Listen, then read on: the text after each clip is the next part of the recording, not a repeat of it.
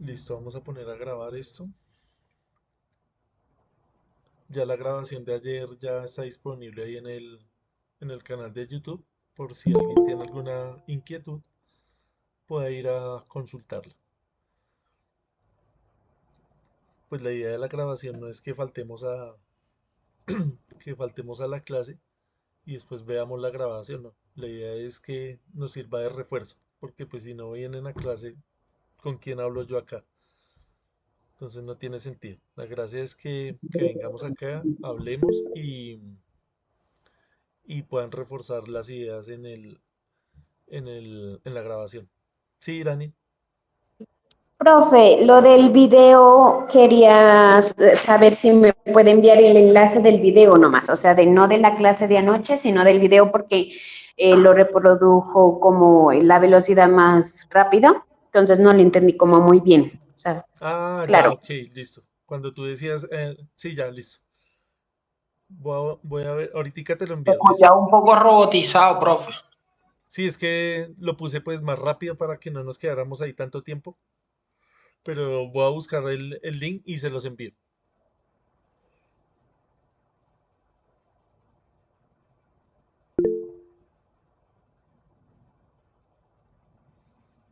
Listo, entonces les voy a compartir acá nuevamente la presentación.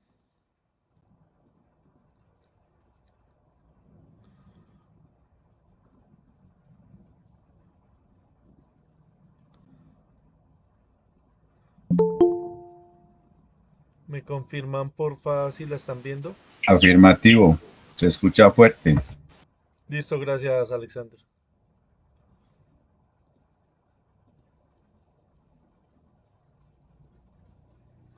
Listo, entonces como les decía, vamos a seguir hablando del capítulo 2 del retiro. También les compartí las normas ahí por el grupo, porque alguien me reportó que no la habían podido descargar bien del Classroom. Entonces se las compartí ahí por el grupo de WhatsApp. No sé si hayan tenido algún inconveniente en abrirlas.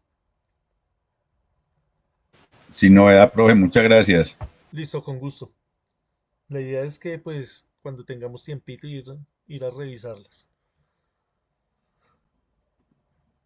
Listo, entonces em, vamos a iniciar con la presentación. Entonces, bueno, acá hay unas definiciones de lo que es el RETIE.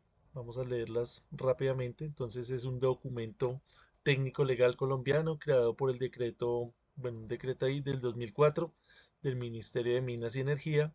Muestra los principales parámetros a tener en cuenta para una instalación eléctrica. Es de obligatorio cumplimiento. Busca establecer medidas que garanticen la seguridad de las personas, la vida animal y la preservación del medio ambiente, privilegiando, minimizando o eliminando los riesgos de origen eléctrico derivados de la generación, transmisión, transformación, distribución y uso final de la energía eléctrica. El RETIE hace obligatorio los primeros 7 capítulos de la norma técnica colombiana NTC 2050 mediante el artículo 27.1, aplicación de las normas técnicas. Entonces, ¿dónde aplicamos nosotros el RETIE? El RETIE se aplica a partir del 1 de mayo de 2005 a toda instalación eléctrica nueva, toda ampliación de una instalación eléctrica y toda remodelación de una instalación eléctrica que se realice en los procesos de generación, transmisión, transformación, distribución y utilización de la energía eléctrica.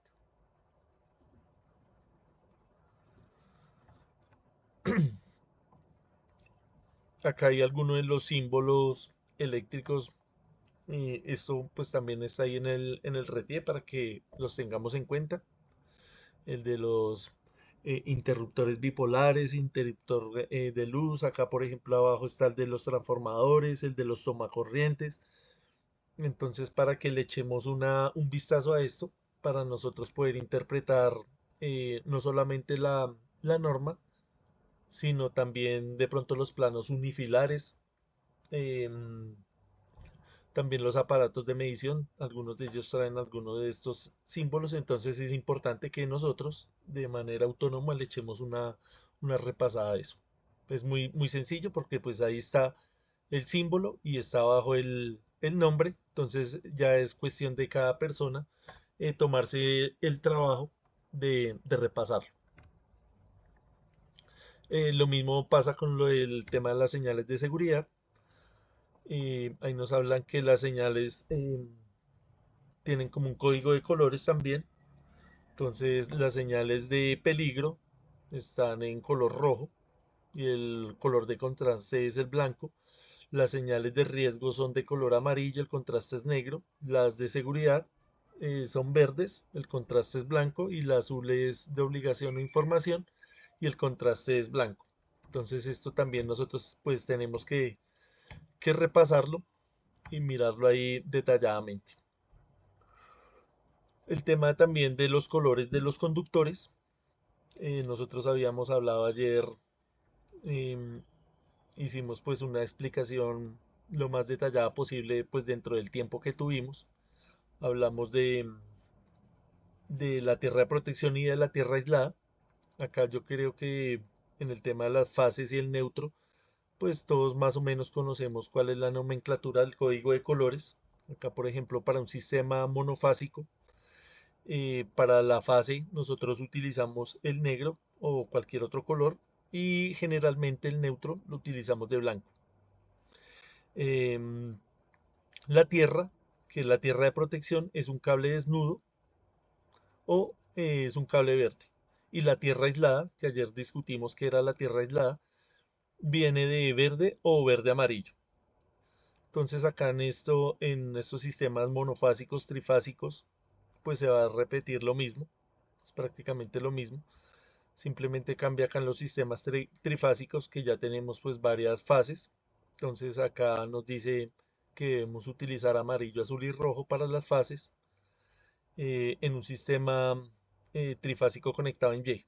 Acá conectado en delta, pues está negro, azul y rojo.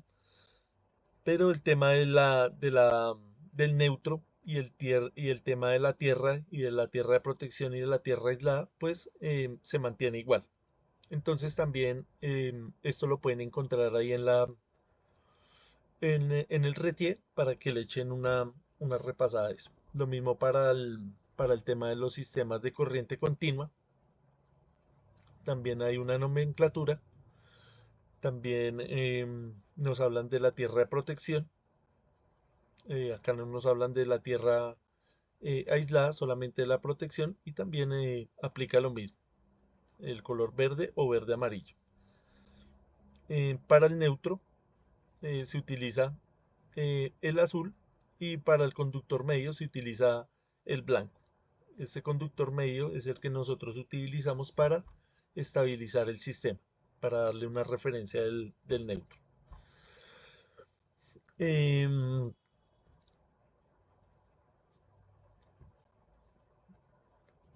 Esta parte del análisis de riesgos de origen eléctrico, creo que es más importante. Bueno, esta parte obviamente también es importante, pero la podemos hacer de una manera más autónoma, por eso lo dejamos más como de tarea. Esta parte del riesgo eléctrico, sí, pues quiero aprovechar que acá hay personas que trabajan en esa área de la seguridad, entonces para que utilicemos más bien el tiempo en esto. De pronto experiencias que ustedes tengan o cosas que tengan que aportar a los demás compañeros. Entonces ahí en el retiene nos hablan de la electropatología. Esto se refiere pues a los daños que nosotros como seres humanos recibimos derivados pues de la energía eléctrica. Entonces acá nos dice que estudia los efectos de corriente eléctrica potencialmente peligrosa que puede producir lesiones en el organismo, así como el tipo de accidentes que causa. Entonces nosotros tenemos en mente que pues si recibimos una corriente eléctrica de cierto valor, pues vamos a tener diferentes tipos de daños a nivel em, corporal. Entonces me gustaría saber, antes de que empecemos acá a mirar los valores, qué ideas tienen ustedes de ese valor, de esa corriente máxima que podemos aguantar nosotros como seres humanos. ¿Qué ideas tienen? ¿Qué valores tienen en mente? Dije la corriente que se nombró en la clase de ayer, 0,03 miliamperios, ¿no? Listo, Sergio, gracias. 0,03 miliamperios, nos dice Sergio. Irania, ¿vas a hablar o dejaste la mano arriba de ahorita?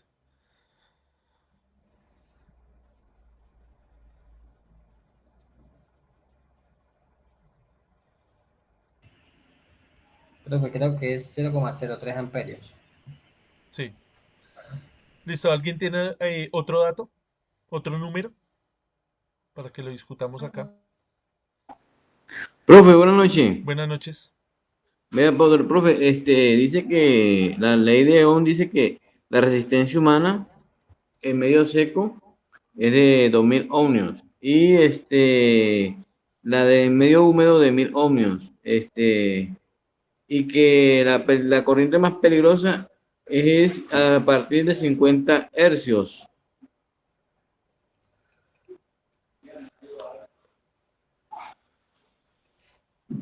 Pero dice que el organismo humano puede soportar máximo 3000 ohmios.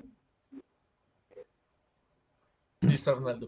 Profe, una pregunta Eh, que tiene que ver la frecuencia con la corriente que aguanta el cuerpo humano. Listo, Arnaldo. Pues ahí su merced está cometiendo un error.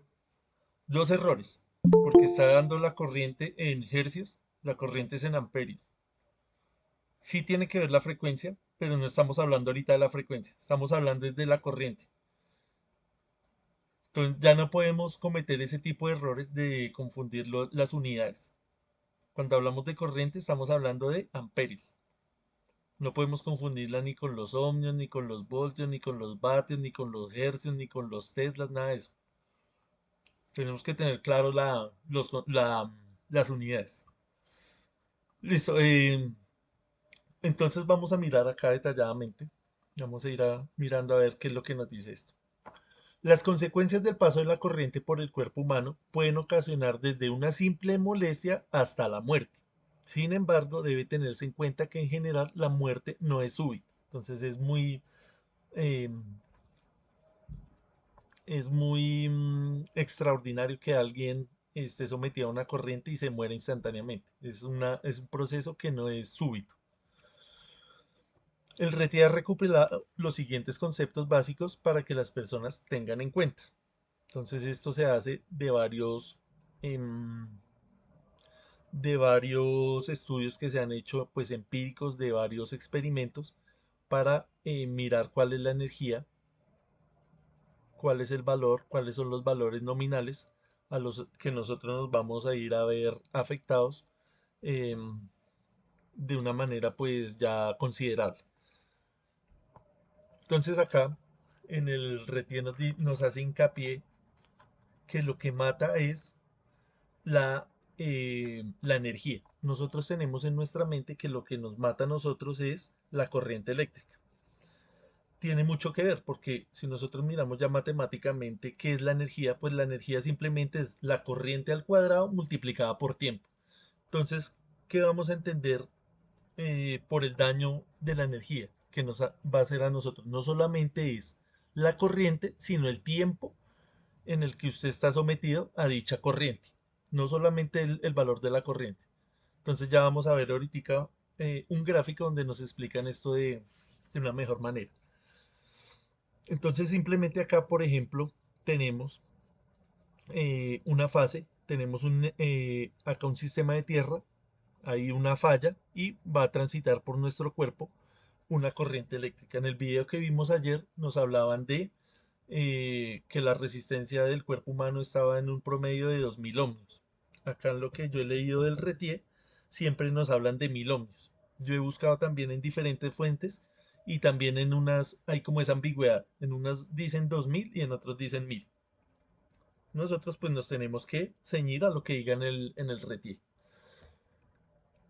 Entonces, acá por ejemplo en un sistema trifásico, pues también simplemente está pasando una corriente ahí. Ya vamos a mirar eh, cuáles son los tipos de daños. Acá nos hablan de un tipo A y un tipo B. Tipo A es de aquellas personas que tienen dispositivos como marcapasos. Entonces ellos van a ser más susceptibles al paso de la corriente. Esa corriente que ellos pueden aguantar es diferente a la de una persona que no tiene esos elementos. Entonces, acá nos dice que los de tipo A que tienen estos marcapasos pueden aguantar una corriente de 80 microamperios. Micro, o sea, a la -6. O sea, una corriente ya muy pequeña ya empieza a afectar a este tipo de personas. Entonces hay que tener cuidado, esas personas que tienen esos aparatos electrónicos en el cuerpo, tienen que tener muchísimo más cuidado con la corriente eléctrica.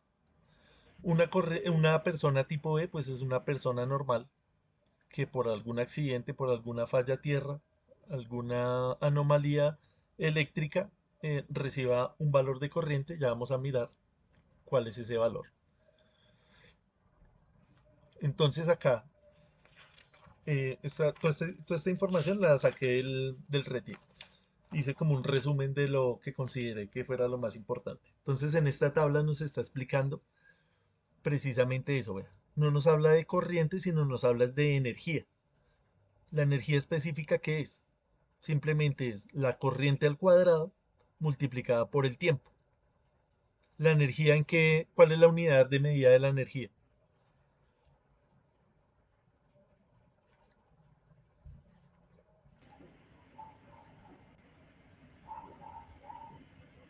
Si se acuerdan. Hay varias. Vatios, ¿Kilovatios? Vatios es de la potencia. voltios.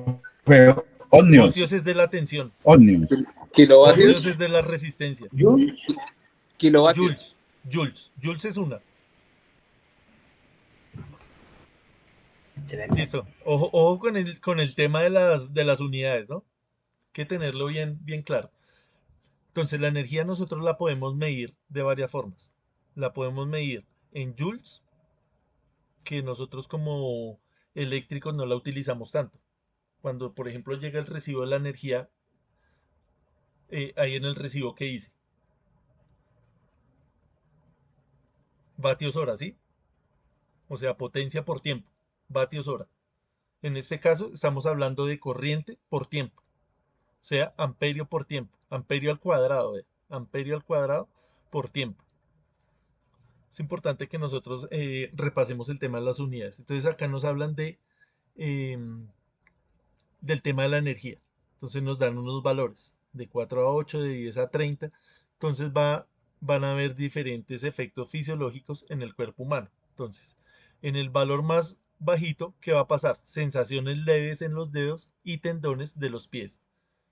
De 10 a 30, rigidez muscular suave en dedos, muñecas y codos. De 15 a 45, rigidez muscular en dedos, muñecas, codos y hombros, sensación en las piernas. De 40 a 80, rigidez muscular y dolor en brazos y piernas. De 70 a 120, rigidez muscular, dolor y ardor en brazos, hombros y piernas. Listo, entonces ahí todavía no nos han hablado de corrientes mortales, de daños severos. Hasta ahora nos están hablando de sensaciones. ¿Sí, Jonathan?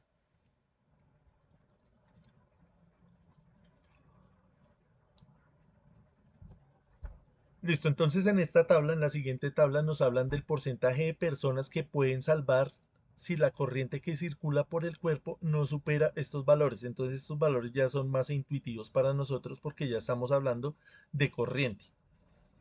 Entonces, hay que tener en cuenta que la resistencia humana pues va a depender de la corpulencia de cada quien. Entonces no es lo mismo un hombre a una mujer a un niño. Todos pues tenemos eh, resistencias diferentes.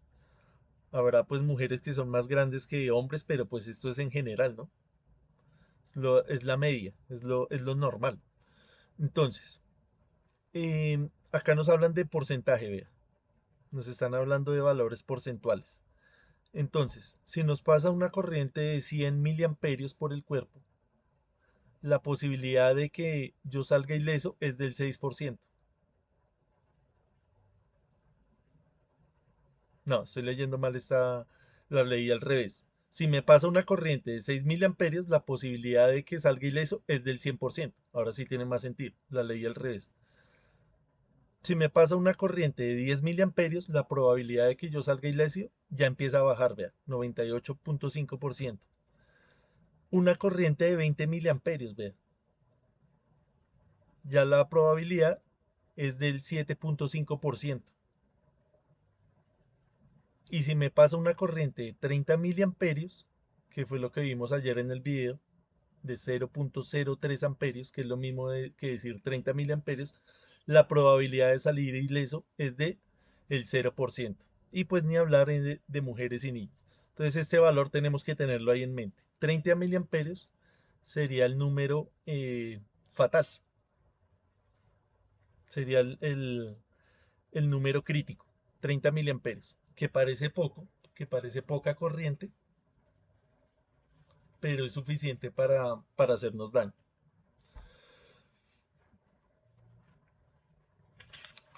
No sé si hay alguna duda acerca de esta tabla, de cómo la interpretamos. Creo que es bastante sencillo. Acá nos habla de los umbrales. Entonces la superación de estos umbrales puede ocasionar la muerte o la pérdida de algún miembro o función del cuerpo humano. Entonces, una corriente de 1 miliamperio, una corriente de 10 miliamperios y acá la corriente de 25 miliamperios. Lo que estábamos diciendo ahí, dicho de otra forma. Esta tabla me parece que es la más importante para mí desde un punto de vista porque desde el punto de vista práctico porque nos está haciendo una comparación entre la corriente y el tiempo.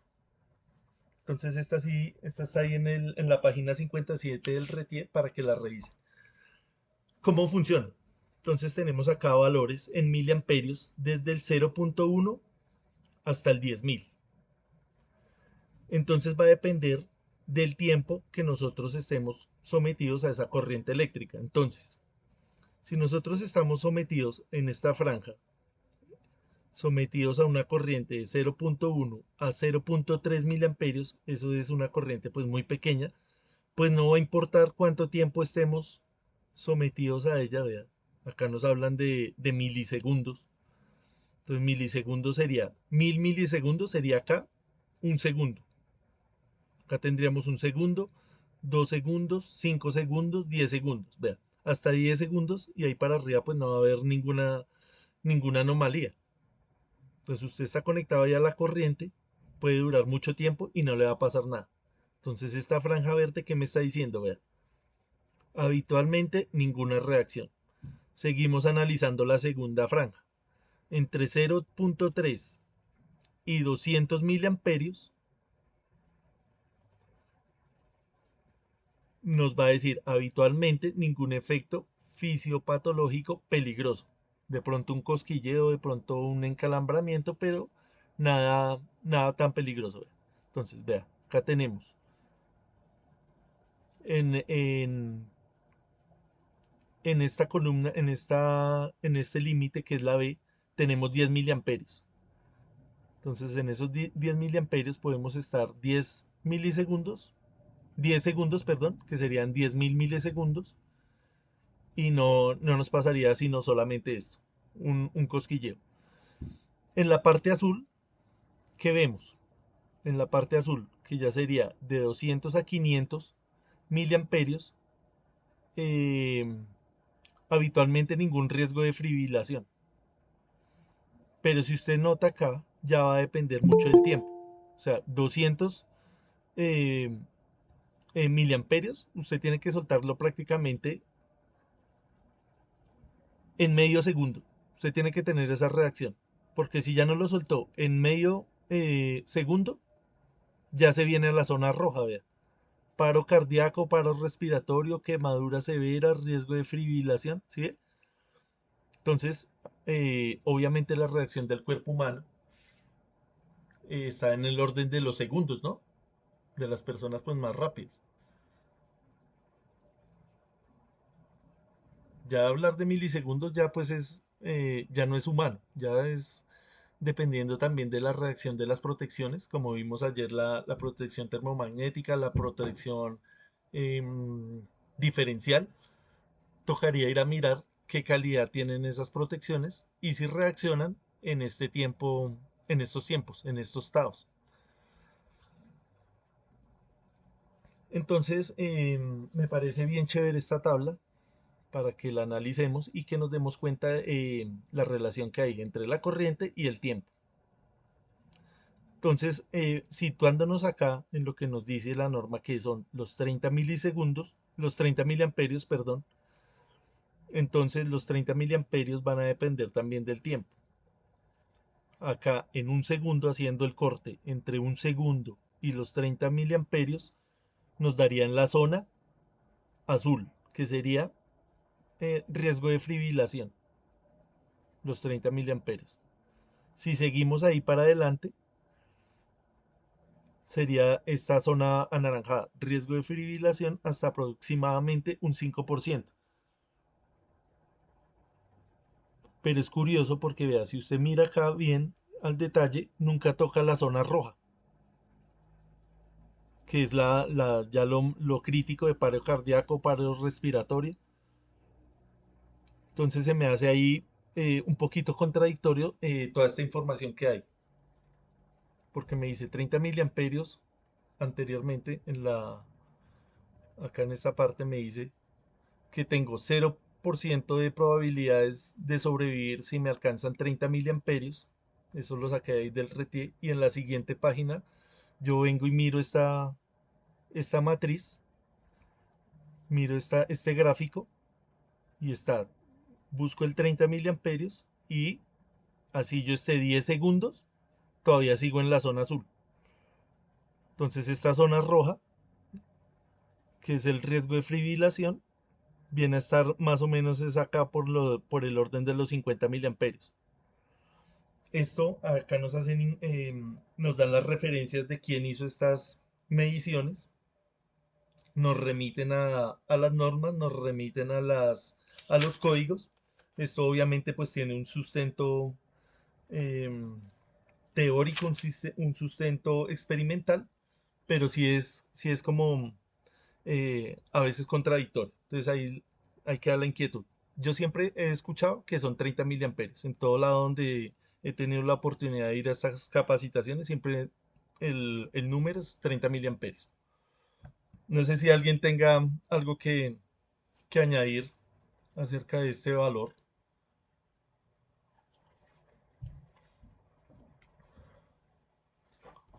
Listo, entonces ahí queda la inquietud para que lo revisen. Acá nos dice, el cuerpo humano es un buen conductor de la electricidad. Para efectos de cálculo se ha normalizado la resistencia de 1000 ohmios. Entonces acá nos hablan de las diferentes distancias que hay en el cuerpo humano. Entonces también va a depender de esa distancia, va a depender la resistencia. Entonces, por ejemplo, acá entre C y E, que sería entre el pecho y la mano derecha, hay una resistencia de 650 ohmios. Entre C y A, que sería entre el pecho y la cabeza, tenemos 1000 ohmios. Entre E y F, que sería entre la mano derecha y los pies, tenemos 1250 ohmios. Entonces, en ese orden de ideas, acá pues no nos dicen cuál es la resistencia que hay entre B y F, que sería entre la cabeza y los pies. Debería ser mayor que este punto, de 1400 ohmios. Entonces, el dato que nos estaban dando ayer tiene coherencia, pero va a depender del punto donde usted haga contacto. Generalmente, pues uno como hace contacto, yo diría que un 60% entre las manos y los pies, porque uno está trabajando con las manos y, y sería la resistencia al piso, al piso, sí, a los pies. Accidentalmente uno pues también podrá tocar con la cabeza algún conductor y ahí ya sería la resistencia completa de más de 1400 ohmios. Listo. Acá tenemos una matriz de análisis de riesgo. Em, no sé si hayan visto esta matriz en algún lado. Esta creo que se utiliza mucho los que trabajan en la parte de seguridad, no solamente en la parte eléctrica, sino en en otras actividades. ¿Me confirman, porfa? Sí, claro, profe. Sí, bastante la hemos visto. ¿Quién habló? Disculpa, que no Sí, alcancé a ver. Yo, señor. Estefan. Stephanie, listo. Más o menos sabes cómo funciona esta tabla para que nos la expliques en tus palabras ahí rápidamente. Profe, le soy sincera, estoy viendo la tabla, pero exactamente no veo muy bien porque el internet lo tengo bastante Listo, Stephanie. corto, pero Listo, no sí, sí importa. he visto la tabla. De hecho, son los riesgos que normalmente se utilizan para los que pues trabajan en el sistema de gestión de seguridad y salud en el trabajo. Sí, señor. Sí, señora, perdón. Listo, alguien que de pronto se anime a explicarnos esto rápidamente. Alexander, su merced que lleva años trabajando con esto. Profe, buenas noches. Buenas Buenas noches. noches, compañeros. Esa es una matriz muy parecida a la GTC 45, que es donde se da la valoración a los riesgos en los que estamos expuestos nosotros las personas y se clasifican eh, por colores. Usted le da una valoración de una probabilidad por una consecuencia y hace el cálculo y ya me da si es un riesgo bajo, si es muy bajo, si es medio, si es alto o es muy alto. Pero es dependiendo al grado de exposición que usted tenga de sufrir el accidente. Es la probabilidad por la consecuencia. Sí, señor. Y ahí saca Entonces, uno los valores. sí, señor. Sí, Efectivamente, quedó pues claro. acá en esta barra lateral izquierda nos habla de las consecuencias.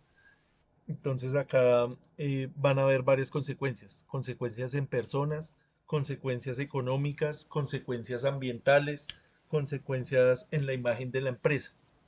No sé si todas las matrices sean igual. Sí, es Creo que sí. parecido, profe. Lo que Sí, pasa son es muy que parecidas, la ¿cierto? imagen no se ve bien. Sí, Pues es no que se no se alcanza alcanza a a ver, ver. se ve muy pequeñito, pero así Sí es. que no se ve muy bien, pero Profe, no son perdón, parecidas. Sí, Stephanie. es que acabé, o sea, yo estoy en la clase, pero yo abrí el documento, ¿sí? Entonces estoy viéndolo y sí, como dice el compañero, pues en la imagen se ve más pequeño, pero en el documento sí se ve mucho mejor. Y pues sí, como dijo el compañero, es igual que la GTC 45, ahí se manejan los riesgos y con su medición de alto, medio y bajo, dependiendo del impacto, ¿sí? En eso, digamos, en esta que tenemos acá, que nos está mostrando el profe, nos dice pues las consecuencias en personas, económicas y ambientales, todo tiene que ver con personas, empresa, todo, con productividad, y dependiendo de eso se clasifican en 4 gamas, 5, que sería EDCBA. Uno serían en medio bajo y muy bajo, que serían tolerables, y ya ahí para arriba un poco empiezan a aumentar en alto, medio, bajo. Listo, igual esta tabla tenemos que leerla conjuntamente con esta de acá. Sí. Entonces, para poner un ejemplo para entender rápidamente cómo funciona esto, uno hace un análisis, por ejemplo, Uh-huh. de un evento. Entonces acá en esto nos están poniendo, ejemplo, quemaduras. ¿Por qué fue esa quemadura? Por un arco eléctrico. Ya vamos a ver qué es un arco eléctrico. Entonces, ¿cuál es la probabilidad? Esto funciona por medio de probabilidades. ¿Cuál es la probabilidad que en el trabajo que nosotros estemos haciendo, alguna persona salga lesionada por el arco eléctrico? Entonces, la probabilidad puede ser en alguna de estas. ¿Quién determina si es medio, si es bajo? El criterio lo va a determinar em, una persona pues que esté capacitada en el tema, en este caso eléctrico. Entonces, la persona encargada va a decir la probabilidad que si usted no utiliza los guantes, que si usted no utiliza el overol, que si usted no utiliza las gafas, que salga quemado por arco eléctrico es del 60%. Entonces sería, ¿dónde? Un riesgo más o menos medio, por acá, ¿cierto? Entonces usted viene acá y dice medio. ¿Qué nos dice en medio? ¿Qué decisión va a tomar usted? Listo, primero aceptarla. Dice, aplicar los sistemas de control, minimizar, aislar, suministrar los elementos de protección personal, em, procedimientos de protocolo, listas de verificación y permisos de trabajo. ¿Qué necesita para ejecutar el trabajo? El líder del grupo de trabajo diligencia el análisis del trabajo seguro y el jefe de área aprueba el permiso. Entonces esto es todo un protocolo para hacer ese trabajo, que en este caso estamos hablando de un arco eléctrico. Si es más o menos así, Mariana, no sé si de pronto tengas algo que agregar. Sí, profe, pues básicamente, pues empezando, aparte de hacer el análisis completo y de que las firmas y la aceptación, pues también deben de ser personas competentes, ¿sí? Que deben de hacer las actividades. Y los EPPs, como dicen ahí, también deben de ser los apropiados para la actividad a realizar, ¿sí? Dependiendo a la exposición y que sean dieléctricos. Listo, gracias, Mariana. Profe, y Señor, para reforzar lo que dice la compañera, todo análisis de riesgo operacional o análisis de riesgo de trabajo para cuando se elabora, se debe explicar a los empleados las actividades a realizar, cuáles son las medidas de seguridad que debe tomar y todo eso en base a qué, para que, y cuando van a hacer un trabajo, si es en la parte externa, tienen que delimitar el área. Y además de eso, si van a trabajar en una zona que con la parte externa, más que todo alumbrado público, se recomienda cortar el circuito eléctrico, pues quitar la energía para poder trabajar de manera más segura. Y de esa manera bloquear de igual manera el circuito que se corte en el momento para tener mayor seguridad y prevención al momento de realizar la labor, pues. listo, sí, señor. Listo, gracias por el Claro, aporte ahí. perdón, profe. Sí, Mariana. Ah, lo que dice el compañero es verdad, ahí aplicaríamos el loto para hacer digámoslo así, para el corte de la energía y todo, que la persona encargada la realice solamente una persona, dependiendo de las personas que interactúen en ese corte de energía, para que esté seguro de que ninguno va a llegar a subir el taco o algo así, sí, para que no haya ningún accidente, perdimiento, todo esto. Listo. Entonces acá, para reforzar estas ideas, hay una parte que dice los criterios para determinar el alto riesgo. Entonces esos criterios va a depender de los niveles de tensión, va a depender del tipo de trabajo, va a depender de las condiciones del trabajo. Todos estos criterios, pues obviamente los va a hacer una persona capacitada, que entienda cuáles son los factores de riesgo. Entonces, para tener esos criterios claros, pues nosotros tenemos que entender de una manera clara y concisa cuáles son em, esos riesgos, cuáles son esos factores de riesgos. Entonces, acá, em, a continuación de esta matriz, pues nos dicen cuáles son los factores de riesgo. Vengo acá en orden en el libro. Entonces, uno de ellos, como vimos ahí en el ejemplo, es el arco eléctrico. Entonces, para nosotros tener un criterio, no solamente como líder de pronto del equipo de trabajo, sino también como integrante del propio equipo, tenemos que saber qué es el arco eléctrico. ¿Qué entendemos por arco eléctrico? Entonces acá en el RETIER nos explican cada uno de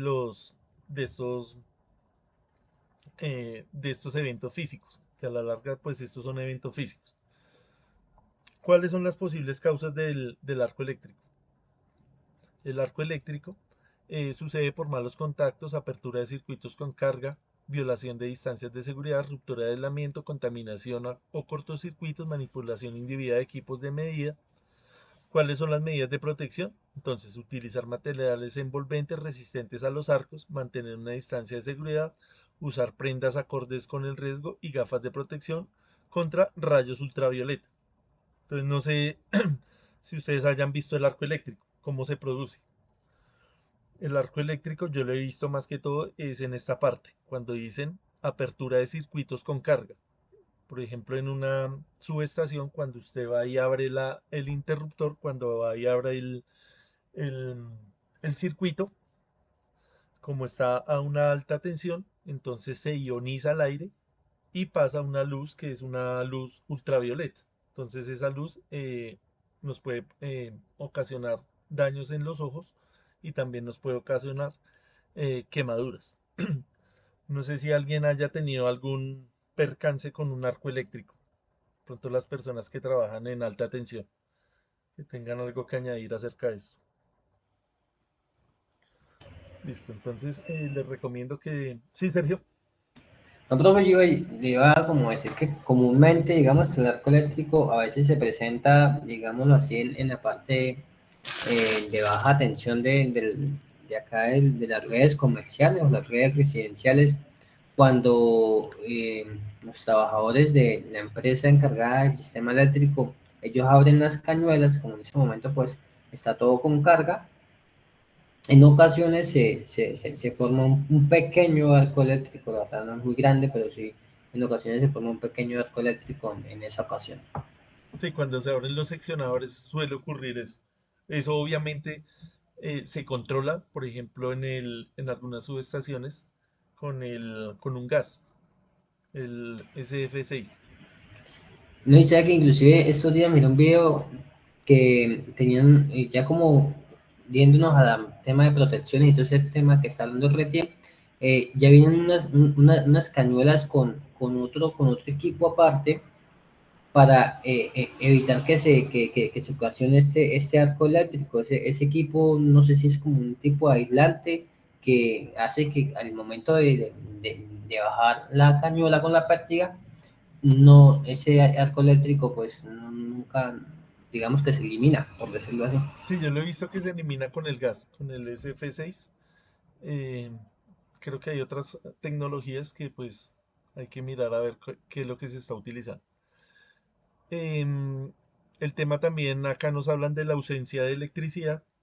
Entonces, apagón o corte del servicio, no disponer de un sistema interrumpido de potencia UPS, no tener plantas de emergencia, no tener transferencia. Entonces, esto también hace parte del riesgo eléctrico. Pero esto ya se me hace a mí que ya sería como más como una negligencia y de no tener estos equipos sabiendo que se necesitan. ¿Cuáles son las medidas de protección? Pues sistemas ininterrumpidos, plantas de emergencia y tener una transferencia automática. Hay cosas que uno dice que porque están ahí en el código que uno ya debería darlas por sentadas, pero vea, hacen, de todas formas hay que recalcarlas. El tema del contacto directo.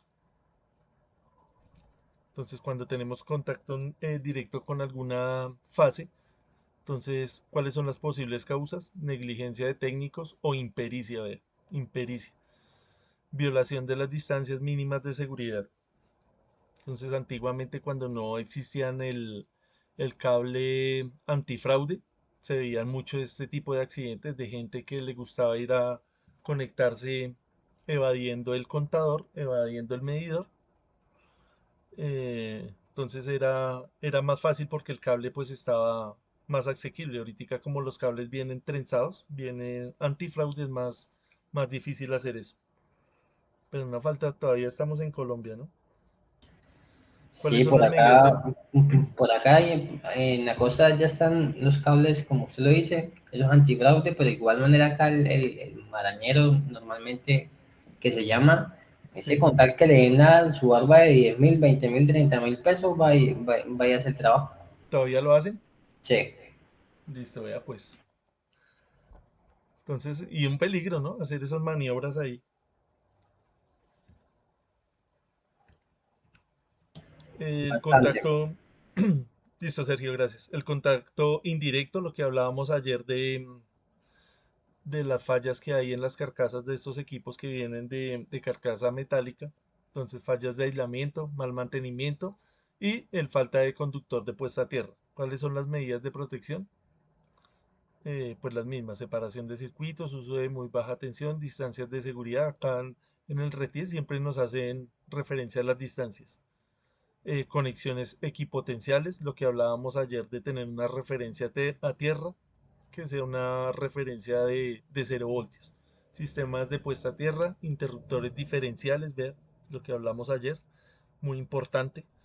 El tema de los interruptores diferenciales que pues nos pueden salvar la vida. Mantenimiento preventivo y correctivo, siempre haciendo hincapié en el mantenimiento preventivo. No esperar a que sucedan las cosas para corregirlas, que siempre va a salir más costoso, sino hacer una inversión en la parte preventiva. Bueno, listo, acá nos faltan otras. Faltan 5 minutos para las 9. Tomémonos un descanso de 10 minutos. Nos vemos a las 9:05 y seguimos charlando esto. La grabación, a grabar. Y continuamos con la presentación.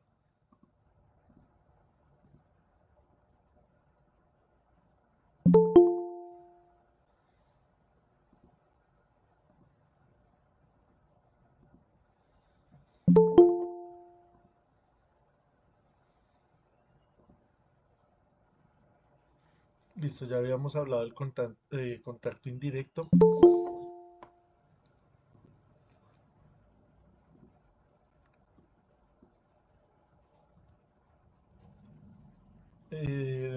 También nos hablan del cortocircuito.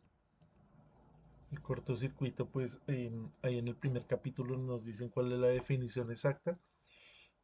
Son fallas en el aislamiento, incompetencia de los técnicos, accidentes externos, vientos fuertes, humedades, equipos defectuosos. Medidas de protección, interruptores automáticos con dispositivos de disparo de máxima corriente o cortacircuitos fusibles. Entonces, pues esta es la que nosotros siempre tenemos más como en mente, el tema del cortocircuito. Sobrecargas. Entonces, ¿qué es la sobrecarga? Superar los límites nominables de los equipos o de los conductores, instalaciones que no cumplen con las normas técnicas, conexiones flojas, armónicos, no controlar el factor de potencia. Entonces, ya nosotros tenemos más o menos nociones de qué son los armónicos, ya los revisamos, y el tema del factor de potencia, qué es lo que provoca el factor de potencia. Entonces, todo esto genera sobrecargas. Entonces, ¿cuáles son las medidas de protección? El uso de interruptores automáticos con relés de sobrecarga, interruptores automáticos, cortacircuitos, fusibles, dimensionamiento de conductores y equipos, compensación de energía reactiva con banco de condensadores. Entonces los que estuvieron conmigo la vez pasada en el curso que hicimos de sistemas polifásicos, pues tenemos un poquito más frescos estos conceptos.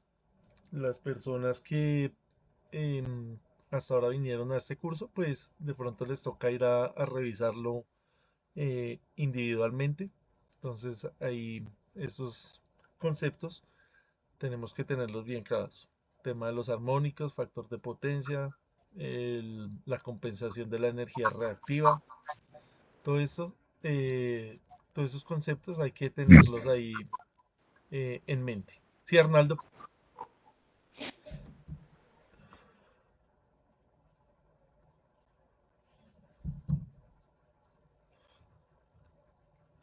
Listo, el tema también de los rayos de las descargas atmosféricas, pues es un campo de investigación. Acá en Colombia, al ser un país donde em, ocurren con bastante frecuencia, sobre todo al sur del país, pues hay muchos grupos de investigación y hay muchas personas dedicadas a contrarrestar esta parte de las protecciones, dedicadas a la protección no solamente de equipos, sino también de personas, pues haciendo investigaciones y diseñando elementos de protección. ¿Cuáles son las posibles causas? Fallas en el diseño, construcción, operación, mantenimiento del sistema de protección, medidas de protección para rayos, bajantes, puestas a tierra, equipotencialización, apantallamientos, topología de cableados, además suspender actividades de alto riesgo cuando se tenga personal al aire libre. Acá han habido campañas no solamente con las personas que están involucradas en el tema de netamente eléctrico, sino personas que por su trabajo están trabajando al aire libre. em, por ejemplo, la gente que trabaja en el ejército, en la policía, que siempre está expuesta allá en el monte, en áreas rurales, donde existen pues con frecuencia estas descargas atmosféricas. También se han hecho campañas em, para la sensibilización y obviamente también para la capacitación, para que tratar de reducir esas lesiones que han ocurrido. Entonces, tenemos acá en Colombia un altísimo porcentaje de soldados que se han visto relacionados, se han visto afectados por estas descargas eléctricas. Inclusive ahí en la universidad se está liderando un grupo de investigación y se han diseñado unas cintelas, que son como unas carpas, em, que viene incluida una puesta a tierra, que viene con una varilla portátil para que estas personas cuando hagan su pernotación, cuando estén acampando al aire libre, esta cintela quede con una puesta a tierra. Obviamente, pues esto es difícil de implementar en toda la fuerza, en todo el ejército, pero pues se han hecho algunas campañas para que por lo menos las personas que están allá en los sitios más críticos utilicen eh, esa tecnología. Esa tecnología, pues, la patentó allá un profe de la universidad, eh, y él ha hecho varias conferencias acá a nivel nacional acerca de las descargas atmosféricas, que vuelvo y reitero, son muy comunes acá en nuestro país, sobre todo en la parte eh, suroriental, hacia abajo del país.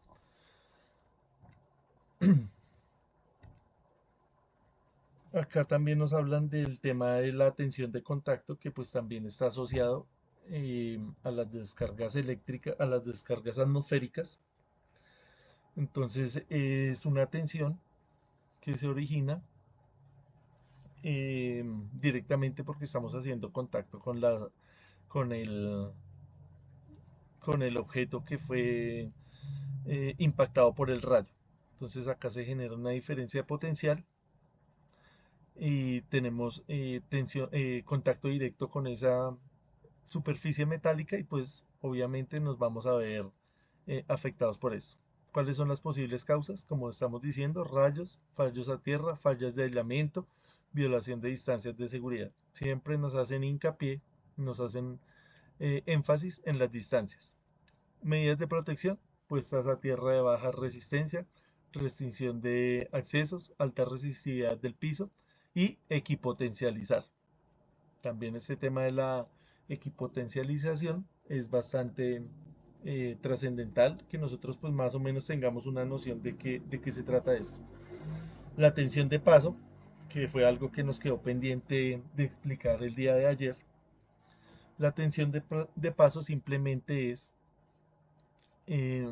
una tensión que se genera por una corriente que va atravesando un conductor. Entonces, cae el rayo, esta torre está con un electrodo acá, cae el rayo y esa corriente se va a dispersar radialmente en todo el interior de la Tierra. Entonces va transcurriendo esa corriente va a generar una diferencia de potencial, es decir, una tensión eléctrica o como llamamos también el voltaje, ¿no? Hay un voltaje. ¿Quién, quién genera esa diferencia de potencial? Pues esa corriente tan alta que está atravesando ahí la Tierra. Entonces, cuando usted va a dar el paso acá, por eso se llama tensión de paso, cuando usted da el paso, hay una diferencia de potencial entre los dos pies. Cuando hay una diferencia de potencial, pues ¿qué va a pasar? Pues va a pasar una corriente a través del cuerpo humano. Eso es lo que se entiende por tensión de paso. ¿Y cuáles son las causas? Pues los rayos, las fallas a tierra, fallas de aislamiento, lo mismo que habíamos visto anteriormente. Medidas de protección, puestas a tierra de baja resistencia, restricción de accesos, alta resistividad del piso y equipotencialización. Entonces el tema de la equipotencialización siempre ha sido un tema, una medida de protección que tenemos que nosotros tener en cuenta en este tipo de fallas. Listo, acá pues ustedes terminan de ver los demás factores de riesgo. Ahí tenemos el cortocircuito, la electricidad estática, los equipos defectuosos, para que lo miren más al detalle, para que lo puedan leer ahí con calma. ¿Cuáles son los requisitos técnicos esenciales? Entonces, las personas calificadas por ley para hacer las instalaciones eléctricas únicamente, ¿quiénes son? Ingenieros electricistas, eléctricos, electromecánicos de redes y electrificación, tecnólogos, técnicos. Tiene que haber alguien que tenga pues algún certificado, que tenga alguna licencia para que pueda hacer cumplir con estos requisitos técnicos esenciales. Acá en la última parte del capítulo nos hablan del tema de las distancias de seguridad.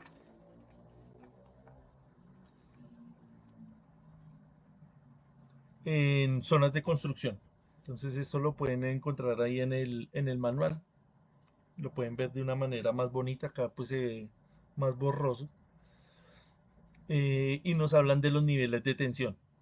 Entonces esas distancias van a depender de la tensión que hay entre las fases y de la distancia que hay sobre la construcción. Entonces acá por poner un ejemplo, entonces tenemos una distancia horizontal B y va a depender de la tensión nominal que hay entre las fases. Entonces, por ejemplo, si la tensión está entre 66 y 57.5 kilovoltios, la distancia sería de 2.5 metros acá. 2.5 metros. Si la tensión es más bajita, en el rango de los 34.5 kilovoltios a los 33 kilovoltios, sería de 2.3 metros. Y así sucesivamente. Si es menos de 1 kilovoltio, la distancia sería de 1.7. Y así con relación a todas estas distancias que nos están mostrando acá. Distancias tanto horizontales como verticales. Entonces, pues esto ya es tarea de cada uno venir a revisar todas estas distancias. Obviamente, pues si lo vamos a utilizar en nuestro trabajo, ¿no? Porque pues si no lo utilizamos, pues no nos va a servir de mucho sabernos esto al pie de la letra, ¿no? Pero saber que existe, por si en algún momento lo necesitamos, saber interpretarlo, saber leer todos estos datos para entender qué es lo que nos está queriendo decir la norma. Entonces, como ustedes están viendo ahí, esa norma es bastante amplia. ¿Qué es lo importante? Pues saber leer. Si nosotros sabemos leer toda esta nomenclatura, pues vamos a entenderlo. Y si nuestro trabajo se relaciona con eso, pues bien. Si no, pues simplemente como por cultura general tenerlo ahí a disposición. Listo. Acá ya hablamos ayer el tema de los campos eléctricos, de los campos magnéticos también, hablamos de las distancias de seguridad, de la zona de servidumbre, también tratamos el tema de las puestas a tierra. Nos quedó pendiente, que para mí pues es la parte más importante del capítulo 2, nos habla de las reglas de oro para trabajar sin tensión. Entonces, como dice ahí el título, estas reglas de oro solamente aplican para trabajos sin tensión. No confundirlas con los trabajos que se hacen cerca de las líneas energizadas o con las líneas energizadas. Entonces creo que acá la mayoría de los que estamos acá hemos escuchado las reglas de oro y más o menos pues las tenemos ahí en mente. ¿Sí, Alex? Sí, no, para recordar las 5 reglas de oro que va muy de mano del loto. Sí, señor. Y pues se las voy a recordar que lo primero es desconectar, Sí, señor. bloquear, Ujú. verificación si hay ausencia de tensión, la puesta a tierra del sistema o poner el sistema pues en cortocircuito. Y una muy importante también es la señalización y delimitar el área de trabajo y el uso de los EPP. Listo. Entonces acá los tenemos nombrados uno por uno. Entonces el primero que su merced nos estaba diciendo es el corte efectivo de todas las fuentes de tensión. Entonces abrir totalmente el circuito. La segunda, enclavamiento o bloqueo de los aparatos de corte. Entonces, esta es importante. Pues obviamente todas son importantes, pero vamos a mirar cuáles son las características de cada uno. Esta es importante porque si nosotros estamos trabajando, vamos y hacemos el corte, vamos y cortamos en los interruptores, en los disyuntores, en los diferenciales, tenemos que asegurarnos que nadie venga a activar esas protecciones, que yo vaya y trabaje tranquilo en lo que tenga que hacer con la certeza de que nadie por error vaya a subir esas protecciones o a cerrar esos circuitos. De eso se trata esta parte. Acá pues esta sí es bien intuitiva, que es abrir las fuentes de tensión. La tercera que nos comentaba ahí el compañero es verificar la ausencia de tensión. Entonces yo ya abrí acá, ya cerré ya hice el enclavamiento, ahora verifico con los aparatos correspondientes que efectivamente no haya tensión. La cuarta es poner a tierra y en cortocircuito. Entonces, ¿cómo explicamos esto? Alguien que nos explique esa cuarta.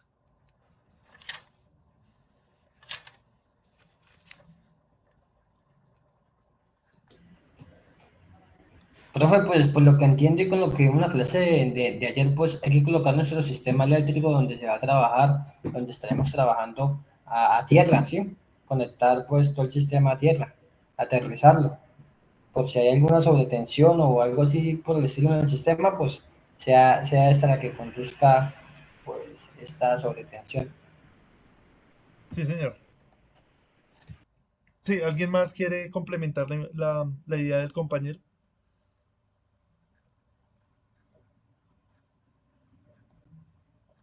Esta norma, por ejemplo, la podríamos utilizar eh, si estamos trabajando en tensión, o sea, con la línea viva, con la red energizada. No, No, profe. ¿Por qué no? Debe haber un corte de tensión. ¿Por qué no podemos hacerla Porque cuando se instala un SPT es cuando las líneas no tienen ningún tipo de energía. Al momento de que se presenta algún tipo de descarga, que quien recibe la corriente o la descarga es la SPT. Si nosotros metemos la SPT, si ponemos la SPT con energía, se nos va a presentar la descarga. O sea, no va a haber un cortocircuito en el momento que se haga la instalación. Listo, ahí vamos redondeando la idea. Sí, sí, no, y además, profe, lo que dijo el compañero José, el cortocircuito es lo más importante, ya que al momento de instalar la puesta a tierra, pues tenemos que colocar nuestras líneas en cortocircuito para poder poner la puesta a tierra. Entonces, si trabajamos en tensión, pues ocasionamos ese cortocircuito y ocasionamos los accidentes. Listo, sí, esa es la respuesta más acertada, la que acabo de decir Sergio. Sí, Eliezer. Profe, acaba usted de leer que una de las causas de una descarga eléctrica es generar un corto. Si yo tengo esos cables ahí alimentados y los tropiezo uno con el otro para generar el corto, yo creo que mínimo quedo ciego del chispazo que se genera ahí.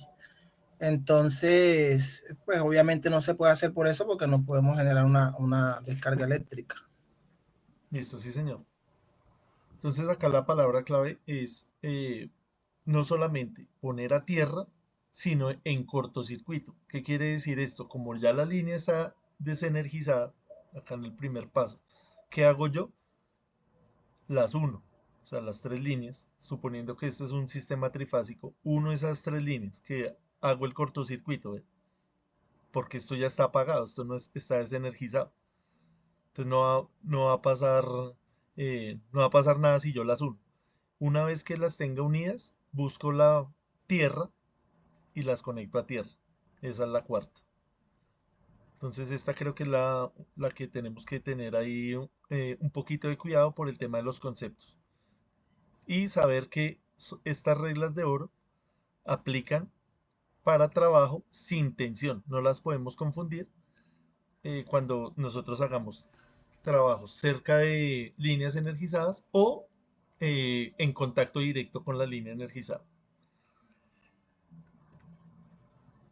Y lo que nos decía el compañero, la última, que es señalizar la zona de trabajo, el tema de la señalización. Sí, Alex.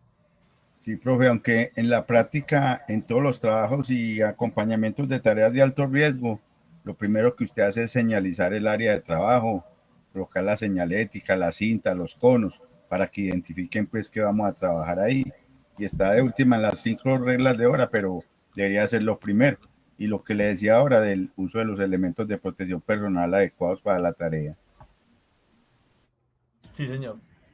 Bueno, profe, ahí también como dando como un poquito más de amplitud al inciso de las reglas de oro, cuando se trabaja pues en sistemas ya más de tableros industriales, este tipo de tableros o interruptores de maniobra principales, estos traen portacandados. Es muy importante pues colocar ese portacandado siempre cuando estemos trabajando en instalaciones eléctricas internas de una industria. Y además de ello, si es posible, si la empresa se los da, hay unas escarapelas donde se le coloca el nombre del electricista, el auxiliar que está trabajando con ese sistema, en ese mantenimiento o X servicio que se está haciendo, y se le coloca también ahí, al lado del candado, para que la persona que llegue mira primero, pues tampoco energice nuevamente el sistema y sepa quiénes son los trabajadores que están pues haciendo la actividad.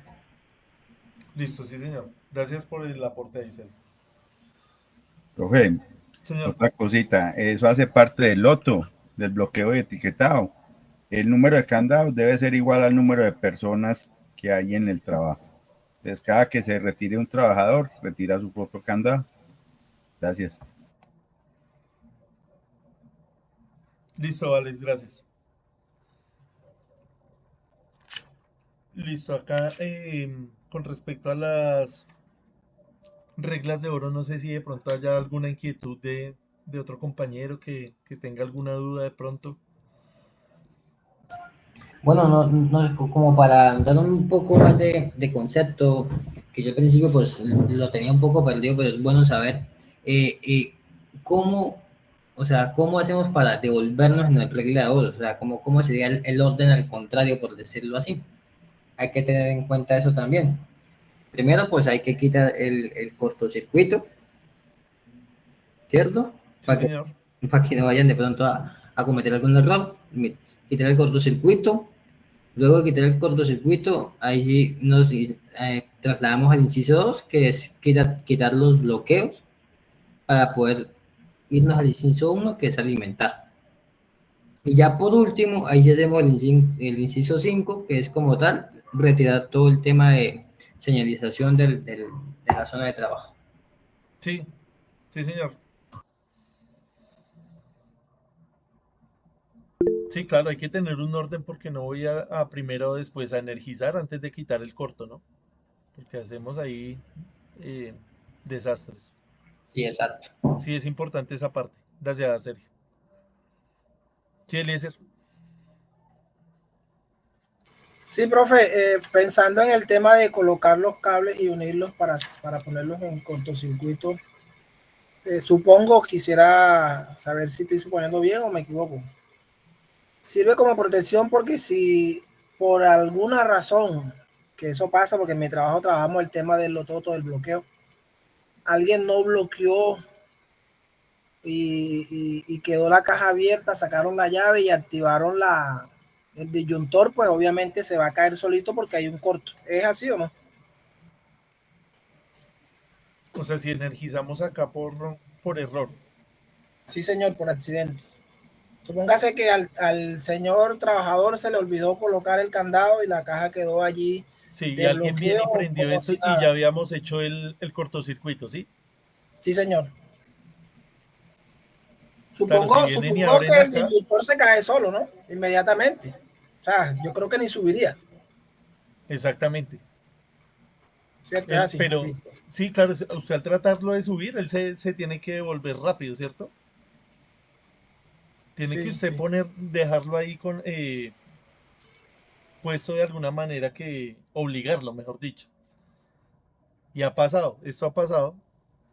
em, una vez que estábamos haciendo una práctica allá en una empresa donde yo estaba trabajando cuando estaba haciendo las prácticas en el SENA, estábamos mirando la parte de los contactores. Entonces los contactores tienen la bobina de magnetización y eso pues es fácil de conectar porque tiene una parte de control y tiene una parte de potencia. Entonces allá habían unas personas y estábamos haciendo la práctica y llegaron y conectaron eso y lo conectaron mal. Los señores que hicieron esa conexión pues llevaban ahí en la empresa 25 años. Entonces prácticamente uno no les podía hablar, no les podía decir nada. Entonces dijimos, creo que pues tienen ahí una falla en la conexión. Dijeron, no, eso está bien conectado. Llegaron y conectaron eso y se saltó la protección. Entonces ellos, en lugar de corregir lo que estaban conectando ahí, se fueron y subieron otra vez el breaker. Y lo obligaban al breaker y pues, o sea, imagínense lo que estaban haciendo. En lugar de corregir el daño que estaban haciendo en el trabajo, era pensando que el breaker estaba dañado. Entonces ahí entran varias cosas. El tema de lo que nos estaban hablando acá, el tema de la negligencia, el tema de la impericia y el tema de la comunicación, vea, que a la larga pues fue lo más importante, porque hubiéramos tenido una buena comunicación, ellos aceptan el error, ellos aceptan que así usted lleve 25, 30 años, usted no se las sabe todas, usted puede aceptar que una persona con menor experiencia pues tiene una opinión y es un trabajo en equipo. Entonces ahí influye todo, ¿no? No solamente la parte eléctrica, sino la parte social, la parte del trabajo en equipo. Entonces, aunque parezca descabellado, pasan cosas como esas.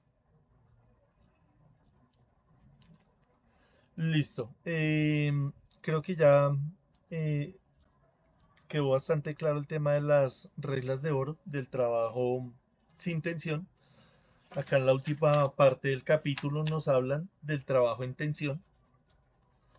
Hay unas tablas ahí de distancias, pero rescato el artículo 19,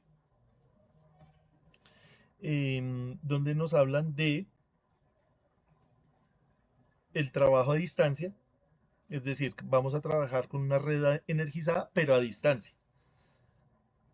Entonces acá nos hablan también de las herramientas que vamos a utilizar, como las pérdidas aislantes, y nos hablan también del tema de los elementos de protección personal, que son diferentes si nosotros vamos a trabajar a contacto. Entonces, hay tres diferentes formas. Trabajo en tensión o con redes energizadas va a ser la primera, trabajo a distancia, trabajo a contacto y trabajo a potencial. Entonces, en trabajo a contacto, el operario se aísla del conductor en el que trabaja y de los elementos tomados como masa por medio de elementos de protección personal, dispositivos y equipos aislantes. Es decir, así usted esté manipulando las líneas energizadas usted está utilizando elementos aislantes, como el overol, las botas, los guantes, todo eso es aislante. Y a esto lo vamos a entender como trabajo a contacto. Es diferente al trabajo a potencial, en el cual el operario queda al mismo potencial de la línea de transmisión a la cual está trabajando, mediante un vestuario conductivo. ¿Vea? Entonces existe vestuario que hace todo lo contrario al aislamiento, conduce la electricidad. Entonces usted queda al mismo potencial al que está la línea de transmisión o la línea de distribución. Esto se utiliza más que todo en altas tensiones. Entonces, todas estas personas que trabajan, todos estos linieros, ellos tienen trajes especiales que no son para nada aislantes, sino todo lo contrario, son conductivos. Entonces, para que lo tengamos en cuenta, las tres formas de el trabajo con las redes energizadas: trabajo a distancia, trabajo a contacto y trabajo a potencial, que son diferentes. No sé si de Profe, pronto alguien haya trabajado en trabajo a potencial. Señor, profe, ahí le voy a enviar una foto de los equipos que se utilizan para trabajar. Este es el guante dieléctrico. listo, nos Ahí lo se lo comparte ahí envié. por el José Jairo, porfa, por el grupo, para que todos lo veamos. Ahí lo envié al grupo. Este es un guante. Ahí le envié el guante dieléctrico. Sí, señor. El guantín y el de carnaza, que es el que protege para que el dieléctrico no sufra ningún tipo de daño. Listo, entonces este es para trabajo ¿en qué? De los tres que estamos hablando. El segundo, Trabajo a contacto. trabajo a contacto, es correcto. Listo. El otro son más gruesos, pero de eso sí no los tengo en el momento. Listo, José Jairo, Ese es el cuerpo cuéntenos un completo. poquito de qué se trata su trabajo. Yo trabajé en la parte aquí en Claro, trabajo en la parte de instalación de equipos y fuentes, en el cual trabajamos con baja tensión y utilizo este tipo de equipo. Instalando fuentes para la transmisión a nodo. Él trabaja a 110 y manda voltaje de 90 voltios rectificado para evitar ingreso de ruido o cualquier perturbación a la red. Listo, José Jairo, gracias. Listo, entonces él nos comparte ahí algunos de los elementos. Aparte de eso, pues también las botas, el overol, el tema de las gafas, Sí, todo el eso. casco. Bueno, profe, ahí mirando el tema de lo que compartió el compañero, ese guante dieléctrico que el compañero nos muestra ahí, pues esos guantes también están clasificados, ¿sí? Tenemos clase 0, Sí. clase W0, tipo 2, tipo 3, bueno, eso depende de pronto del voltaje que se vaya a trabajar, ¿sí? El clase 0 y el W0 pues son bajos voltajes, menos de 1000 voltios, y ya el tipo 1 y 2 ya es para media tensión. Entonces ahí Señor, también como depende para tener también eso de ahí los en cuenta. niveles de tensión. También tiene que hacérsele unas pruebas periódicas, por lo general de 6 meses, unas pruebas de laboratorio, o tienen que ser reemplazados. Así visualmente estén buenos, o se les hace la prueba de laboratorio o se reemplaza. Sí, y también, bueno, compañeros, ya como aparte como ya internamente como trabajadores, es recomendable que también pues revisemos estos guantes antes de utilizarlos, ¿sí? Porque es como tal quien protege al trabajador de cualquier sobrecarga o corriente que esté fluyendo sobre el circuito. ¿Cómo podemos hacerlo de una manera empírica? No sé, agarramos el guante de la parte superior, no de los dedos, sino de la parte superior y comenzamos a enrollarlo para que se le acumule aire. Si usted ve que el guante tiene una pérdida de aire por alguno de sus dedos el entorno de la mano, ese guante ya no sirve.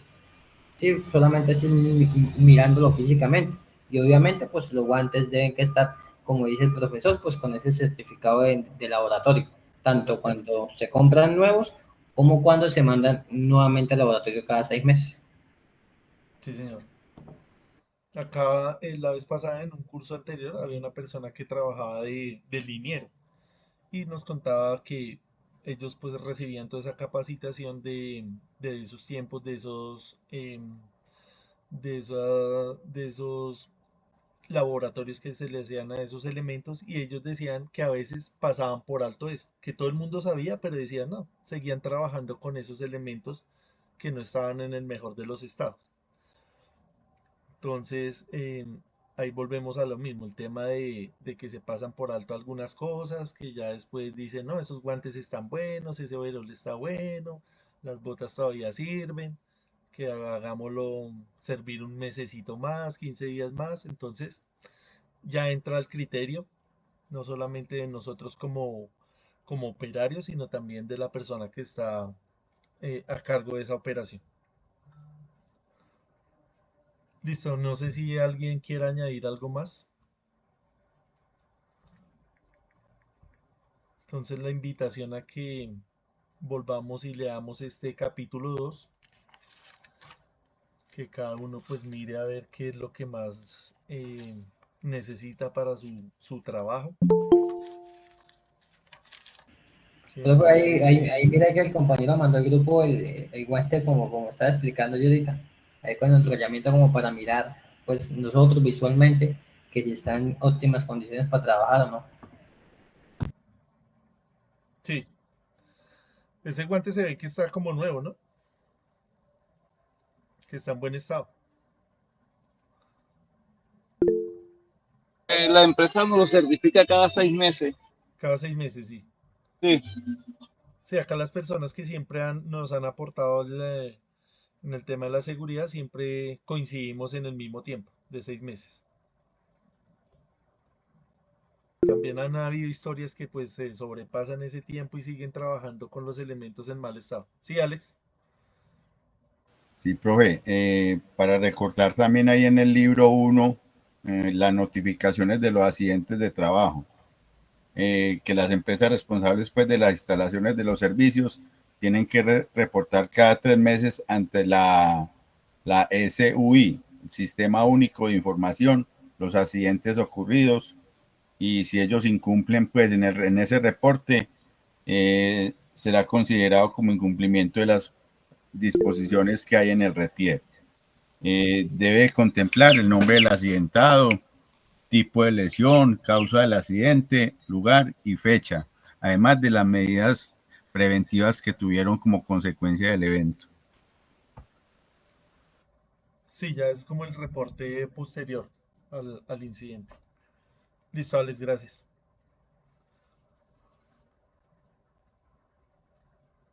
Listo, no sé si alguien quiere aportar algo más.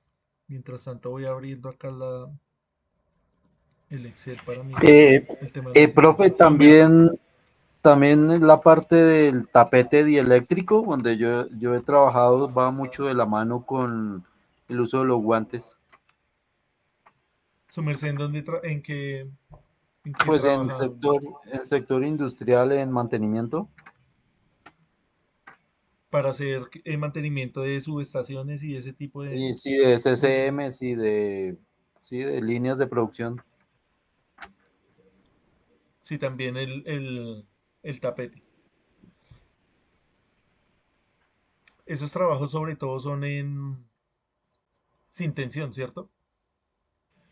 No, también se trabaja mucho en tensión con equipos energizados para no parar toda una línea de producción. A veces Esa se hace. parte sería entonces en contacto, lo que Sí. clasificamos acá en el RETIE como contacto. Sí, señor. Ajá.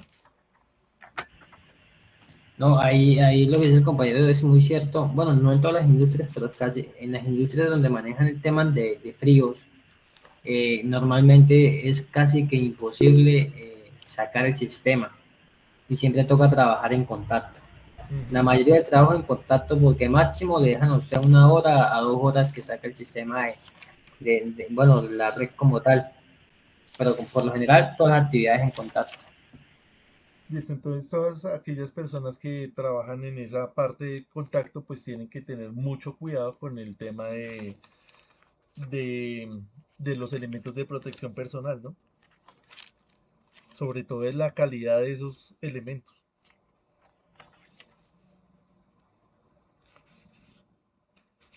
Listo, vamos a mirar acá entonces la lista.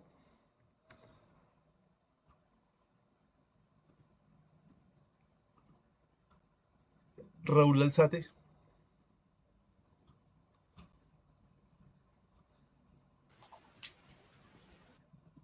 Krillin Manuel. Presente, profe, presente. Listo, Krillin, gracias. Alexander Bermúdez, gracias. Presente, profe, muchas gracias por tan excelente clase. Listo, a su merced. Jonathan David Daza. Profe, presente, qué pena. Listo, Raúl, gracias. Carlos Arturo Fino. Manuel Andrés García. Presente, profe. Gracias por esa clase. Estuvo muy chévere. Listo, agradecerle también a los compañeros que nos explicaron sus conocimientos. Alejandro Martínez. Catherine Joana Moncada. Presente, profe.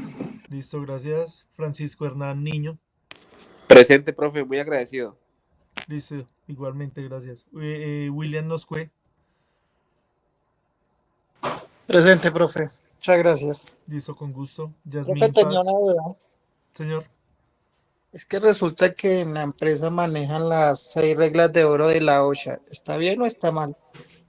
¿6 reglas de oro de qué? De la OSHA. No la he escuchado. Me toca mirar a ver a qué se refiere. Sí, porque pues digamos que a nivel colombiano manejamos las 5 reglas de oro, Sí, señor. pero ellos manejan la de nivel internacional que es basada sobre la OSHA, la seguridad y salud en el trabajo de Estados Unidos. Ya sería criterio de cada empresa, ¿cierto? Ah, ok. O la empresa Pero debe como, tener de pronto una casa matriz o algo en Estados Unidos y por eso también las manejan, porque unifican. como habíamos visto, la NTC, el RETIE, todo esto también es derivado de la NFPA, que es una norma internacional. Entonces, pues va a ser muy parecida. Si son 6 normas, no sé si de pronto cuál sería la sexta de lo que hablamos hoy. Tocaría mirar. Mañana lo miramos con calma Presente, profe. y miramos a ver qué ¿Qué dijo, profe? diferencias tienen que ser muy leves, ¿no? Profe, presente. Listo, Norman, gracias. Qué pena. No, señor, tranquilo. Mañana miramos. Irania. Presente, profe. Listo, gracias. Oscar Humberto Riveros. Presente. Michael Torres.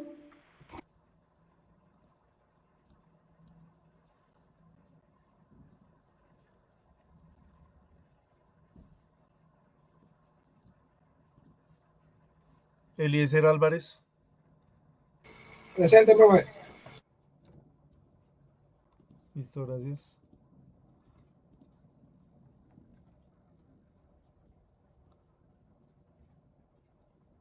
Stephanie. Presente, profe. Jonathan Charri. Presente, profe. Listo, gracias. Arnaldo José. Sergio Armando Díaz. José Jairo González. Presente, profe. Listo, gracias. Juan Presente, Pablo. profe. Listo, gracias. Juan Pablo Imitola. Presente, profe. Muchas gracias por la clase siempre. Listo, gracias, Juan Pablo. Jesús Jiménez. Presente, profe, muchas gracias. Excelente Listo. clase. Jesús vino ayer, sí. Sí, señor. Listo, ahí le pongo se me había olvidado. Camilo Ok. Andrés Martínez. Presente, profe. ¿Camilo vino ayer? No, no, señor, ayer no puede estar. Listo. Keimer Mendoza. Presente, profe. Listo. David Alfonso Pacheco. Presente, profesor. ¿David vino ayer? Sí, señor. Listo, ahí le pongo la asistencia. Brian Alexis Rayo. Presente. Listo, gracias. Mariana Romero. Presente, profe. Mariana, ¿viniste ayer? No, profe, no pude. Listo. Igual hay los que no pudieron venir ayer Sí, profe. queda la grabación. Sí, señor. Bray Herminson. Presente, profe. Listo, gracias. Y Ronald Yesit. Presente. Profe, a mí no me ha llamado a Jonathan. Jonathan. Listo, Jonathan. Ahí ya le pongo la asistencia. Listo, gracias a todos por la participación, por la asistencia y nos vemos mañana. Muchas gracias, feliz noche. Listo, igualmente, Alex. Feliz noche. Gracias. Muchas gracias. Bien. Feliz noche. Listo, que descansen. Muchas gracias. Feliz noche para todos.